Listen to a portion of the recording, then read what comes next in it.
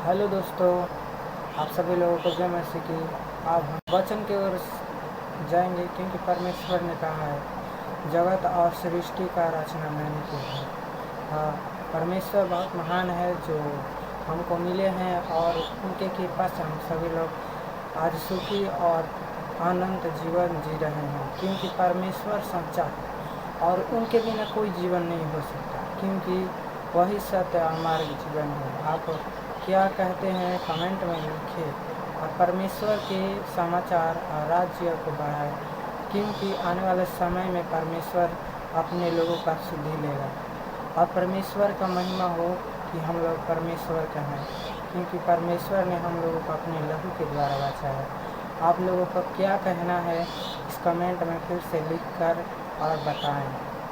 हाँ, परमेश्वर बहुत महान है जो हमारे लिए अपना खून बहाया और हमें अपने लहू से शैतान से खरीदा, जो हम लोग पाप और अंधकार में जकड़े हुए थे। हाँ दोस्तों, आप जानते हैं सर, क्योंकि परमेश्वर बहुत महान है। हाँ दोस्तों, आगे के वीडियो देखने के लिए चैनल को सब्सक्राइब और लाइक करना ना भूलें। आमीन।